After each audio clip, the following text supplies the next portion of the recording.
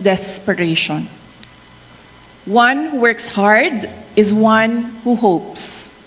Naitanim natin ang pag-asa at pagsisikap nang magdesisyon tayo na damayan ang ating Pilipino na nangangailangan ng tulong at nahihirapan sa buhay. Nahitabo kini human nga kita nagdesisyon nga mubarog sa katawhang Pilipino ug sa kanunay magmatinud-anon sa prinsipyo sa serbisyo publiko. Allow me then, ladies and gentlemen, to report to you and to the nation the progress of the programs and projects of the Office of the Vice President that were only made possible through your support. The Office of the Vice President continues to reach millions of financially challenged families needing medical assistance. The Medical Assistance Program is the top OVP social service for Filipinos. In April 2023, we reached 22,970 Filipinos. From May 2023 to April 2024, our satellite office and OVP Central Office focused on enhancing our efficiency to support more Filipinos needing medical assistance. As a result, by April 2024, we quadrupled our reach and assisted 119,234 individuals. One of our beneficiaries was a boy from Eastern Samar. The 5-year-old boy had cerebral palsy, and his family's lack of financial security made the boy's medical situation even more challenging for them. His mother, Christine, sought our help through the OVP Eastern Visayas Satellite Office. His daily struggle living with cerebral palsy is shared by a family that constantly worries about the risk of him acquiring life-threatening respiratory health conditions. We donated a set of equipment that addresses the boy's respiratory issues. The best that we can do is to ensure that breathing becomes less difficult for him. With an increased reach, our medical assistance program disbursed 1 billion pesos in contrast to just 236 million pesos in April of last year. We thank our partner hospitals, pharmacies, and other social service providers for the success of our program. In April 2024, over 30,000 families accessed our burial assistance totaling 150 million pesos. Compared to last year's period, the program only assisted 6,175 families utilizing 30.8 million pesos. The 400% increase indicates a substantial expansion in the reach and impact our burial assistance program. What started with a single beneficiary, we now have 12 people's organizations who are beneficiaries of the Magnegosyo Taday program. Nakakatuwa ang kwento ng mga benepisyaryo natin. Makikita natin sa kanila ang likas na tibay ng loob ng mga Pilipino para lumaban upang magtagumpay sa harap ng mga pagsubok sa buhay. Katulad na lang ng kwento ng mga miyembro ng Barangay Habag Fisherfolks Association sa Surigao del Sur. Mahirap ang kanilang buhay. May mga anak na pinag-aaral. Walang ibang pinagkakakitaan kundi ang pangingisda. Ngunit, hindi organisado ang mga mangingisda ng barangay. Kanya-kanya ang kanilang operasyon. Kanya-kanya rin sila sa pagharap ng mga problema at paghahanap ng solusyon. However, it only takes one person to initiate change. Isa si Danilo sa naglakas ng loob na hikayatin ang mga kapwa mangingisda na magtatag ng grupo. Alam ni Danilo na kapag organisado, maraming oportunidad ang magbubukas para sa kanila. At matapos nilang itatag ang Barangay Habag Fisherfolks Association, hindi lamang oportunidad ang nagbukas sa kanila, kundi pati pag-asa. Ang kasanatian sa Barangay Habag Fisherfolks Association nagpakita kanato sa pagtubo sa kooperasyon sa mga miyembro sa komunidad ug ang pagkusog sa ilahang maayong pagtagad sa usag-usa.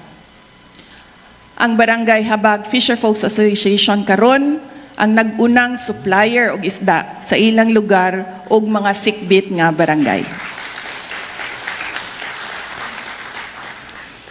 Currently, 12 civil society organizations comprising over 26,000 members have benefited from the Magnegosyo Taday entrepreneurial support. Each organization received 150,000 pesos for their livelihood projects. Nais ko lang ibahagi sa inyo ang kwento ng Mika, ang unang women's organization na tumanggap ng Magnegosyo Taday Fund. Ang mga miyembro ng Mika ay nakapagkita sa akin noong Marso para ipaabot sa OVP ang kanilang pasasalamat sa kanilang narating 2 taon pagkatapos nila naging recipient ng programa. Dalan din nila ang application forms para sa akin dahil nais kong maging member ng Mika. I am saying this because I am deeply impressed by Mika's advocacy and how the group exemplified the message of hard work and hope. Magandang halimbawa para sa mga kababaihan ang Mika. Ang epekto ng pag-asenso ng Mika ay hindi lamang nakasentro sa kanilang organisasyon, umaabot din ito sa buong komunidad sa pamamagitan ng kanilang partisipasyon sa mga aktibidad na naghihikayat ng aktibong partisipasyon ng mga kababaihan sa pagpaunlad ng kalidad ng buhay. Bukas ang Magnegosyo Taday na alalayan ang mga grupo ng mga mangingisda, LGBT, mga babae, kabataan, senior citizens, PWD, mga driver ng tricycles at iba pa. Ngunit katulad ng nasabi ko, binuksan natin ang programang ito sa mga individual na handang bumangon, tulungan ang kanilang sarili at maging produktibong Pilipino. Mula May 2023 hanggang April 2024, ang Magnegosyo Taday ay nakapagbigay ng puhunan na aabot sa 15,000 para sa 17 na mga Pilipino para simulan ang kanilang sariling livelihood projects. Kabilang sa mga individual project proposals na tanggap ng OVP ay ang sari-sari stores, salon at livestock growing. Pinapangarap natin na mas marami pang mga grupo o individual mula sa mga komunidad ang maabot natin sa pamamagitan ng Magnegosyo Taday. At OVP, we empower people to empower communities. And empowered communities build a strong, peaceful, and stable nation. Our Libreng Sakay program has assisted 735,202 Filipinos from May 2023 to April 2024. Since we started this project in 2022, we have already provided free transport services to 1.1 million Filipinos.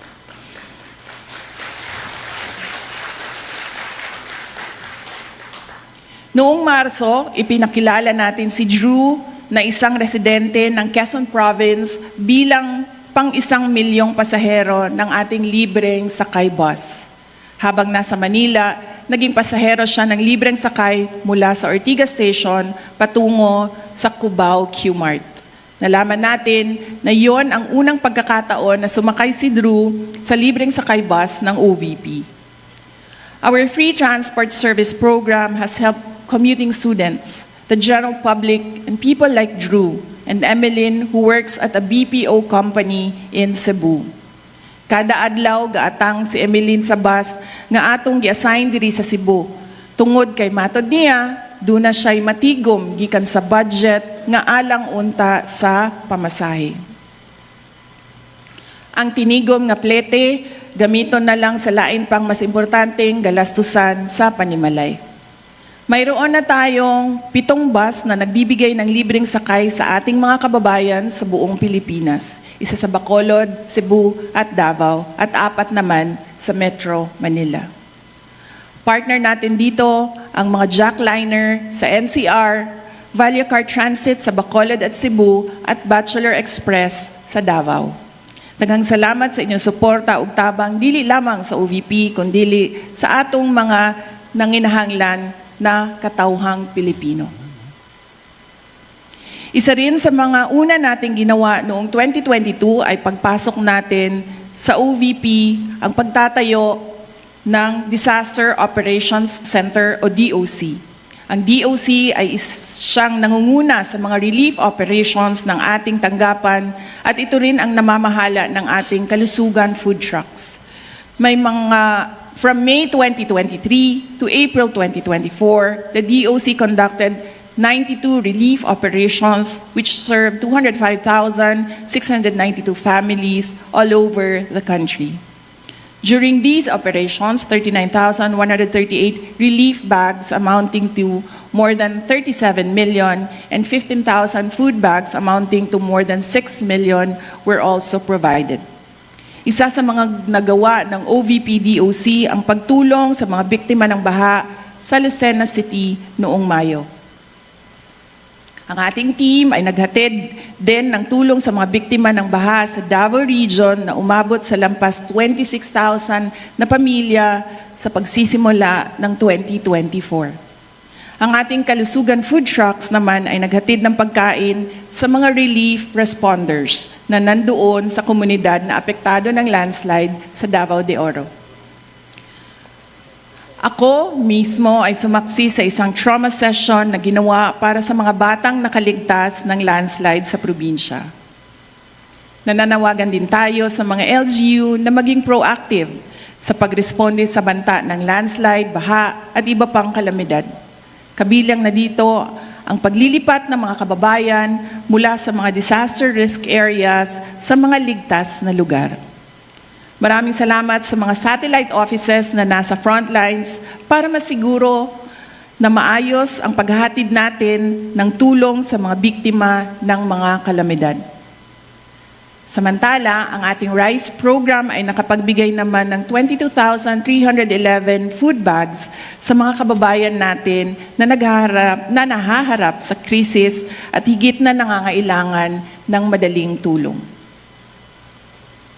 Bilang isang ina, mahalaga sa akin na mahubog natin ang kamalayan at kaalaman ng mga bata para magkaroon sila ng magandang kinabukasan. Nagsisimula ang lahat sa pagtuturo sa kanila kung paano mangarap at pagbibigay sa kanila ng gabay para maisakatuparan nila ang kanilang mga pangarap sa buhay. Sa OVP, tinitiyak natin na kabilang sa mga programa ang para sa mga kabataan. To encourage Filipino learners to value education and environmental stewardship, OVP has distributed more than 186,000 bags containing school supplies and dental kits through the Pagbabago, A Million Learners and Trees campaign. We aim to distribute 1 million bags and plant 1 million trees by 2028. Through the program, we planted more than 266,000 trees from Luzon, Visayas, and Mindanao. Dako ang ako ang paghinaot sa tabang sa mga partners ug sa panguna sa mga satellite offices nga makabuot nato ang atong mga targets. Naniniwala ako at base na rin sa mga sigla at tiyaga ng ating mga satellite office staff at partners mula sa iba't ibang ahensya ng pamahalaan, kabilang na ang DNR, DepEd, Armed Forces of the Philippines, Philippine National Police, NGOs, community groups, church organizations, at mga advocates, magagawa natin ito. Umabot na nga tayo sa iba't ibang liblib na lugar ng Luzon, Visayas at Mindanao para sa ating programa. Narating natin ang mga conflict areas ng UPI sa Maguindanao sa pamamagitan ng ating satellite office sa BARM. Dahil dinadaanan ng maraming giyera, hirap sa pag-aaral ang ating mga kabataan sa lugar. At alam natin na nagiging mas vulnerable ang mga kabataan sa mga conflict areas kung hindi natin sila nabibigyan ng atensyon at tulong. Narating din natin ang mga bundok ng Bukidnon sa pamamagitan ng OVP, Southern Mindanao Satellite Office. Narating din natin ang liblib na lungsod ng Palanan sa pamamagitan ng OVP Cagayan Valley Satellite Office. Isolated area ang Palanan mula sa ibang bahagi ng Sierra Madre. Mararating lamang ito sa pamamagitan ng eroplano, bangka o ilang araw na paglalakbay sa gubat. Ngunit wala namang mas mahalaga para sa isang tapat na lingkod bayan, kundi ang tunay na makapaglingkod at maiparating sa ating mga kababayan ang ating serbisyo. Salamat sa mga tumulong sa OVP para marating ng OVP Cagayan Valley Satellite Office ang ating mga kababayan sa Palanan. Meanwhile, the OVP Pansarap Bonds have augmented the nutritional requirements of over 14,000 malnourished and severely malnourished students by providing more than 1.1 million fortified bonds in the past year. Napatunayan ng iba't ibang mga pag-aaral na ang nutrisyon ay may malaking papel sa paghubog ng ating mga kabataan. Hindi lamang ito mahalaga sa kanilang pisikal na mga aktibidad, kundi pati na rin sa kanilang talino. Ang unang hangarin natin ay makita ang pagbabago sa timbang ng mga kabataang underweight at ito ay epektibo sa unang pagpapatupad natin ng programa sa Davao at Nuro sa UPI, Maguindanao. Kaya naman, dinala natin ang programa sa Estancia Central Elementary School sa Iloilo. Maraming mga learners sa paaralang ito ang mga undernourished. Sa loob ng 120 days, inaasahan natin ang magandang resulta sa pamamagitan ng pagbibigay sa mga kabataan ng nutritional bonds na may 10 flavors na pinatibay ng mga nutrients tulad ng vitamin A, carbohydrates, protein, calcium, at iron. Kasabay ng programang ito ang masusing pagsubaybay ng mga nutritionists sa pag-unlad ng kalusugan ng mga bata. Our You Can Be VP program, or You Can Be Vice President program, also continued, and our participants joined me during my official trips abroad. The program already has 5 student participants. We envision that through this program, we will be able to foster leadership among the youth and instill in them the skills they need to develop to become effective leaders. One of the program participants was Elise. She embodies someone who knows what she wants, but also knows that she must work hard to get it. One day, we received a letter from Elise in which she expressed her desire to participate in the program after learning about it from several social media posts. It was for me a demonstration of her character as a young Filipino with a dream and the determination to make this dream come true. Hindi po tayo laging nakakatanggap ng sulat na katulad ng sulat na ipinadala sa atin ni Elise. Nakita natin sa kanya ang mga ilang bagay na nais nating pamarisan ng ibang mga kabataang Pilipino. We selected Elise as a You Can Be Vice President participant as she joined me in Kuala Lumpur, Malaysia in February. After the program, we learned from Elise that she won as the Student Council President of Santa Cruz Integrated High School in Lubao, Pampanga. She embodies hard work, optimism, and determination, and her self-confidence will tremendously help her fulfill her dreams. At this point, allow me to honor the 4 other student leaders who have joined me on my official trips abroad since we started the program in 2022. Trix is a grade 9 student from Dinalupihan, Bataan. Naomi is a grade 8 student from Bacolod, Negros Occidental. Kester is a grade 4 student from Danao, Cebu. And Shara May is a grade 8 student from Northern Samar. They have stories that could inspire young Filipinos to value education, pursue their dreams, and become agents of change as leaders. And they have stories that could become our anchor of hope that one day the Philippines will be led by Filipinos named Elise, Trix, Naomi, Kester, and Ciara. Since May 2023 to April 2024, I had 56 diplomatic engagements. These activities with various countries have contributed towards deepening and broadening the bilateral relations with our partner countries.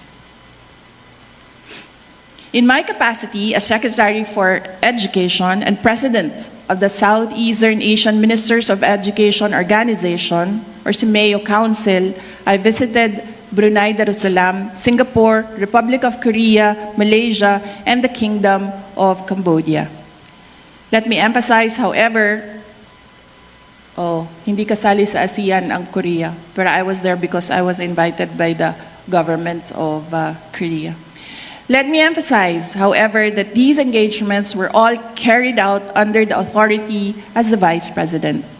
During courtesy calls and meetings, I was able to meet 41 ambassadors, my counterparts as Secretary for Education and Vice President, and other foreign dignitaries.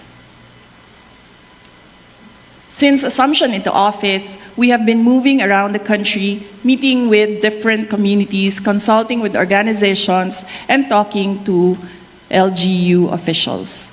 From May 2023 to April 2024, we participated in 342 meetings and events all around the country. These visits keep us in touch with the realities on the ground, and they remind us of the work that should be done. Mga kababayan, ladies and gentlemen, while we celebrate our success, we are not really here to congratulate each other, tap each other's back, or make ourselves feel better for what we have achieved. I take this as a reminder of the more significant challenges ahead of us as we continue to fulfill our aspirations for the Filipinos.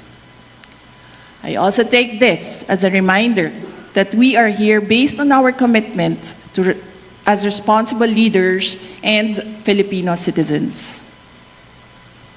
At sa pagpapatuloy natin ng ating mga programa, araw-araw ay patuloy din nating maririnig ang iba't ibang kwento ng buhay mula sa mga Pilipino na dudulog para humingi ng tulong sa atin sa Central Office ng Office of the Vice President at 10 satellite offices at 2 extension offices. At aasahan nila ang ating pagpapasya. Katulad ng ating pagpapasya sa nakalipas na 2 taon kung saan nagdesisyon tayo na maging epektibong ahensya ng pamahalaan para sa mga mamamayan. Inaasahan ng mga Pilipino na mananatili tayong tapat sa ating tungkulin sa kanila at sa ating bayan. Yan po ang hamon sa atin. We are given the opportunity to serve the people and become institutions that would help restore the people's trust in our government through effective, relevant, and timely public service. May we not squander the opportunity to lead, serve, and lift people up so that they become part of our mission to build the nation. Lastly, let me say that the power of collaboration to make things happen can only be put into play if all the actors involved, if all of us here fully dedicate, fully commit to honoring our social contract with the people. And we have proven that we are focused, we are resolute, we are strong. Mga kaigsuunan, wala pa natapos ang atong kontrata sa mga Pilipino. Hangtod nga gagahupot kita og katungdanan, mubo man kini o taas, magpadayon ang pagtawag kanato aron alagaran ang katawhan. Kanunay unta nato kining mahinumduman. Og sa kanunay, unta kita magpabilin nga mga lider ug mga taong gobyerno nga galantaw sa kaayuhan sa mga Pilipino. Mga lider ug taong gobyerno nga sa kanunay mobarog alang sa interes sa mga Pilipino. Ug mga lider ug taong gobyerno nga matidunod-anon ug sa kanunay gasubay sa prinsipyo sa pagsilbi sa publiko. Salubungin po natin ang panibagong yugto ng ating kolaborasyon na may nag-aalab na pagsisikap, at pag-asa para sa mga Pilipino at para sa Pilipinas. Mga kababayan, patuloy po tayo maging matatag tungo sa pagtaguyod ng isang bansang makabata at mga batang makabansa.